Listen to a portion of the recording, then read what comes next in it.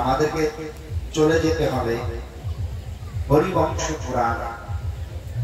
আমরা দেখতে পাই ভগবান কৃষ্ণ সাধারণ দৃষ্টিতে কংসের কারাগারে জন্ম লাভ করলেন। কংসের কারাগারে জন্ম লাভ করলেন, আর কংসের কারাগারে জন্ম লাভ করে তিনি গোকুলে এসে বড় হলেন। এই যে সিদ্ধান্তটা ভুল সিদ্ধান্ত।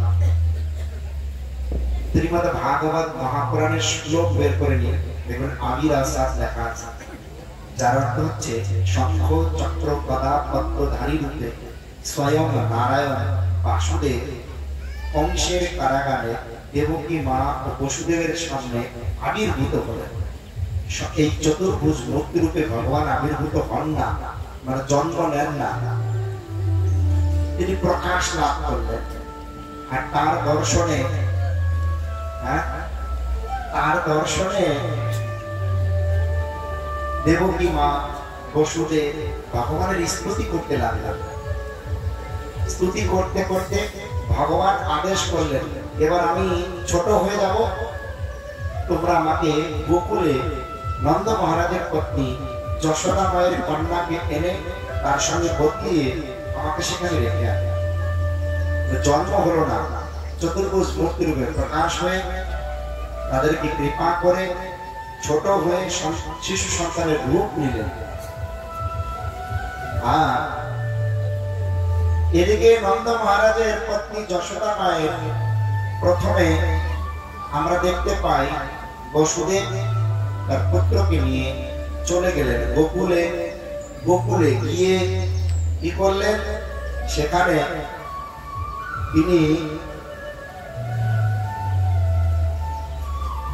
যশোদা মায়ের সদ্যজাত কন্যাকে নিয়ে চলে আসলেন পুত্রকে রেখে।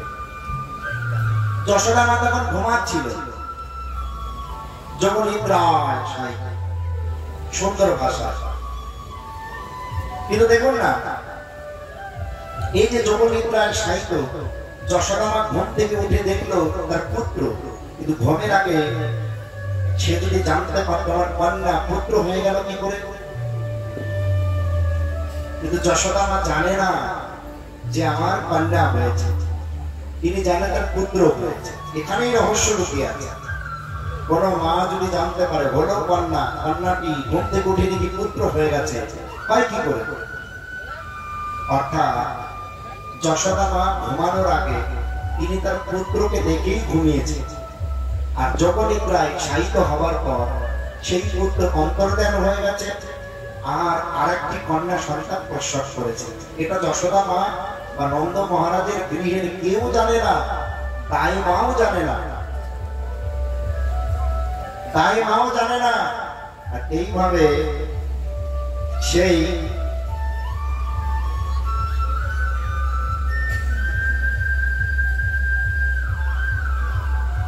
কন্যা সন্তানটি পাশে শুয়ে আছে। বসুদেব গেলেন, তার পুত্রকে রেখে কন্যাকে নিয়ে আসলেন, যোগমায়া দেবীকে। আর এইভাবে কিছুক্ষণ পরে যশোদা মায়ের পুত্র, বসুদেবের পুত্র, এই দুই পুত্র অর্থাৎ বাসুদেব কৃষ্ণ আর গোকুলের কৃষ্ণ, এই দুই কৃষ্ণ মিলিত হয়ে মূল কৃষ্ণ কংসী নারায়ণ কৃষ্ণ একত্রিত হয়ে সেখানে বিরাজমান নন্দ নন্দন যশোদা নন্দন কৃষ্ণ রূপে। এইভাবে কৃষ্ণের জন্ম হল। অর্থাৎ শাস্ত্রে যেখানে যেখানে দেবকী নন্দন বলা হয়, আপনারা ভাববেন না দেবকী বসুদেবের পত্নী দেবকী। যখন যখন অসুর বিনাশ, মথুরা, দ্বারকা কৃষ্ণের নাম আসবে, তখন তখন তিনি দেবকী নন্দন। আবার দেবকী নন্দন বললেও যখন তিনি গোপালন, সখাদের সঙ্গে খেলা, গোপীদের সঙ্গে লীলা করা, বিভিন্ন গোকুলের মানে ব্রজের লীলা করবেন, তখন তিনি নন্দ নন্দন কৃষ্ণ কানাইয়া। কেননা হরিবংশ পুরাণ বলছে নন্দ পত্না দুই নামনা দেবকী যশোদা চ।